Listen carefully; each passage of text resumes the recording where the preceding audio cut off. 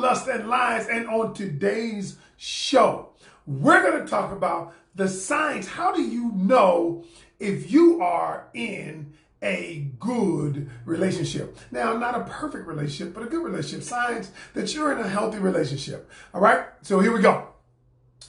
I'm going to give you the first 5 or 6 today, and then I'm going to give you the second 5 or 6 tomorrow. So that, you'll know if you're not in a relationship, then you'll know what to look for once you get in a relationship.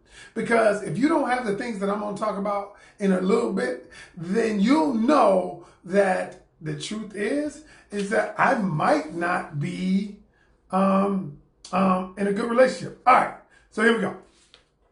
Number one, how do you know you're in a good relationship? Number one is that the other person or the person who you're in a relationship with is selfless, is not selfish. So there's a difference between, I got to explain this in a way and so that you'll understand it. The truth is, in every relationship, there is a need to be selfish, okay? Now, and what I mean by that is there's a time in every relationship where you should take care of yourself. Most people go into relationships and they feel if I give, that relationship will be great because I'm a giver. The problem is that in a relationship, they neglect themselves. Now, I'm not talking about that. What I'm talking about is the person you're in a relationship is. Now, when I mean they're not, I don't mean they're selfless. They are, how should I put it? The first sign is the person is willing to invest in you. That's how you know you're in a relationship. Get rid of the selfishness stuff. Everybody should be selfish to a degree because you can only love somebody else to the degree that you love yourself. But the first thing to know you're in a good relationship, the other person is willing to invest in you. Now let's talk about this for a minute. It's because if the person you're with or you're dating or you're in a relationship with is not willing to invest in you, give to you. And what do I mean by that? I'm not talking about the person that says, hey, baby, I'm going to buy a dryer for the house that benefits them too. I'm not talking about that. I'm talking about the person who says, I am willing to exchange the things in my life that are valuable. What are the things that are valuable? Number one, my time. You see, people exchange their time for the things that they value. Case in point, men trade their time for the things that they value. So if they value their car, they're going to trade time for it. If the men value their friends, their boys, they're going to trade their time to be with their boys. And so what happens is if I'm willing to trade my time, that means I'm willing to invest it in you. Same thing with money. If he or she is willing to invest a piece of them. See, like I always tell people, what money represents to people, money simply represents a person's life. Now think about this for a moment. Because I gave a piece of my life to get it, to acquire the money. And so when I trade money for you, I'm trading a part of my life for you. And so if the person you're with or wanting to be with is not willing to invest in you, I'm not so sure that your relationship is healthy. So the first signs of a healthy relationship, the first sign is the other person is willing to invest in you. That's the first sign. If they're not willing to invest in you, the truth is they're probably not the right one for you. All right. The second thing is this, and this is powerful. How do you know you have the signs of a great relationship, of a good relationship? Because like I said, no relationship is perfect, but we aspire to be better. But the second sign is this, is the person is willing to communicate openly and honestly to you. See, here's the thing. Some people don't communicate very well. They don't know how. They've never been taught. And so what happens is they don't communicate effectively. Either they hold back information, or they're bull in a china cabinet, overload you with information, aggressive with the information. And I tell people the way you know the relationship is good is when the person is trying. Notice what I said. How do you know you're communicating effectively? Because the person, both of you are attempting to understand the other person. It doesn't mean you're so eloquent, doesn't mean you say everything. It simply means that in communication, I want to understand your position. I want to get my point across in an effective way and not just win. Not just win the argument, not just win. I want you to understand me. So y'all listen.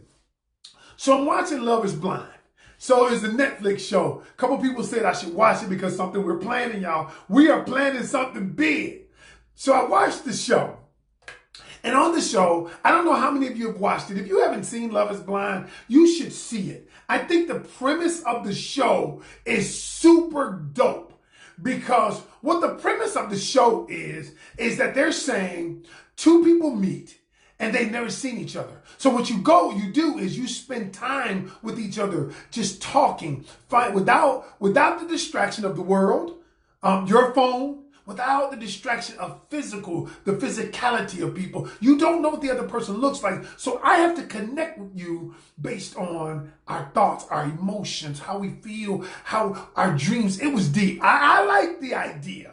Now the real world is now we get to see each other. So the premise of the show is we talk and we decide that based on us just connecting for days on end, you decide, I want to marry this person. I want to get engaged with this person. The only way you get to see them is if you decide, I want to move further, but I want to marry this person. And you never see them. It's a dope concept. But anyway, number 3, how do you know you have a good to great relationship? You argue effectively. You argue effectively. Now let me tell you what I mean by that. No relationship is devoid of arguments. No relationship will ever be devoid of conflict. You will always have conflict. You will always have arguments. What will determine how great your relationship is how you argue them, how you work through them, how you work through your conflict. The truth is, arguing or conflict is great because anything ever gained will come through conflict. But you know why? Because you have two different people with two different ideologies, two different perspectives, two different upbringings. All of those things play a role.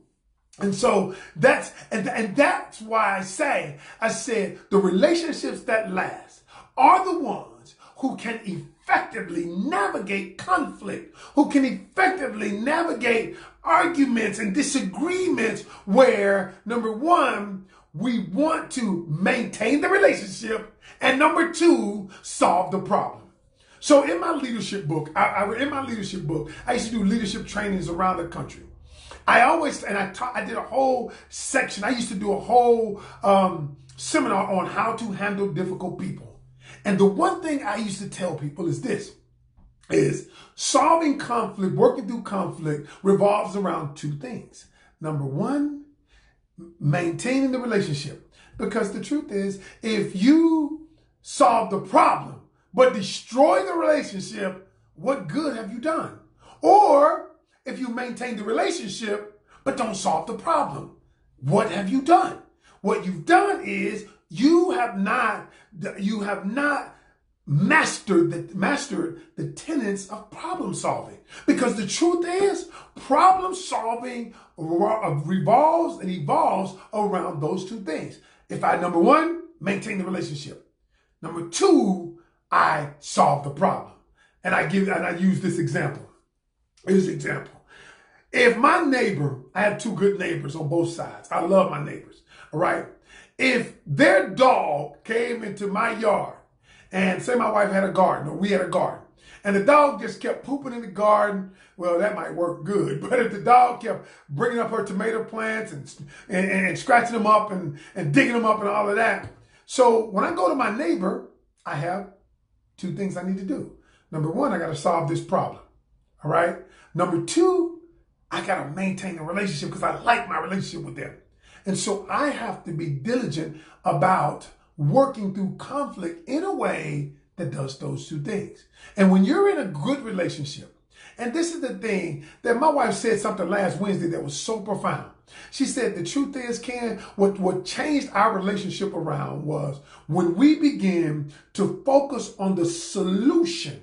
We spent 80% of our time, the 80-20 rule, 80% of our time focusing on the solution, and we spent 20% on the problem. Because that what you focus on is always magnified. And see, my wife said, here's what she said that was so profound. She said, the thing is, when you focus on the solution doesn't point fingers. And I was like, yo, that is stupid deep. The solution doesn't point fingers, y'all. The problem does. The problem points fingers on who's to blame and all of that. But the solution doesn't point fingers. Number 4, realistic expectations. Number 4 is realistic expectations. All right. So when I do coaching, when I do straight up coaching, individually coaching, and then I get to the root of the problems, a lot of times I say this. I say, you know what you're mad about? You're mad about one thing. You're mad because your outcome, okay, your results does not equal your expectations. You see, y'all, we have expectations that we don't talk about. We have expectations that we have up here and we don't say anything. And then we get upset either silently or openly when our expectations don't meet our results. So let me give you an example. You know, I expect him to know to take out the trash. I expect him to get my oil changed. I said, and my thing is, have you told him? Have you told him that you want your oil changed? Have you told him? And she said, this is one of my most recent coaching classes. She says, no. And I said, so you're expecting him. First of all, I said, you're angry because the results, you didn't get the oil change, doesn't equal your expectations. She said, yeah. Then I said, this is my second thing is, wait a minute. Have you ever told him that you wanted your oil change? No, but he should know. I've been running on my oil and I've been saying my oil needs to be changed. I said, have you told him that you would like him to change it? Have you told him that? She says, no, he should know. And I said, wait a minute. That don't even sound, that shit sounds ridiculous. This is where so many relationships go wrong. This is where they run amok.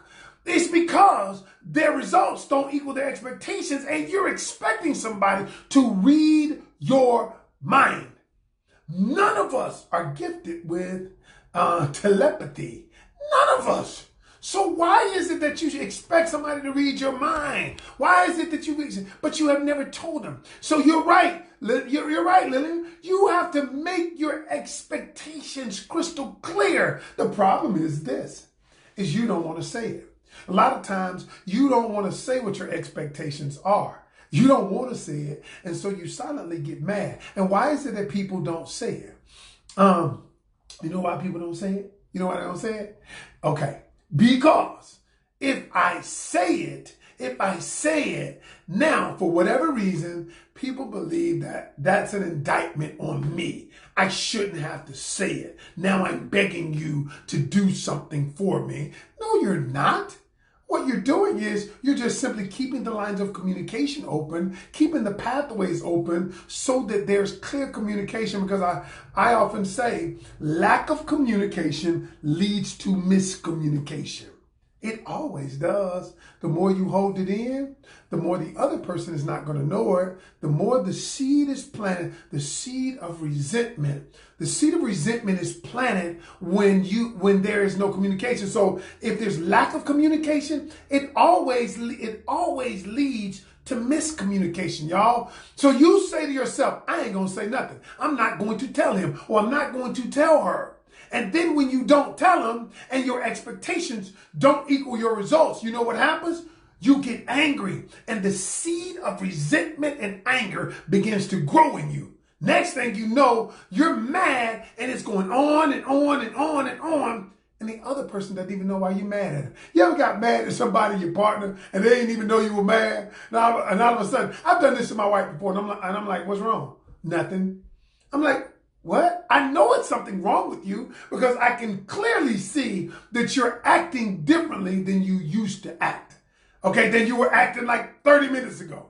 But you don't want to say it. And so I'm supposed to figure it out. Y'all stop that. Stop it. Whenever you don't say it, the lines of communication stop right there. They stop right there. And that's when the seed is planted. And every seed planted grows into something. You just don't know what it grows into. All right? I could go on all day, but we're going to do part 2 of this tomorrow. This is good stuff. Y'all listen, go check out Love is Blind. Go check out Love is Blind on Netflix. Y'all, it made me really look at relationships a little bit differently. And I got something coming up real big, real soon for everybody. As a result of not that show, but as a result, they made me watch that show when I talked to my mentor about what I want to do in relationships. All right? All right, y'all. Look, I'm done. All right, I'm done. Part 1 of Signs You're in a Healthy Relationship.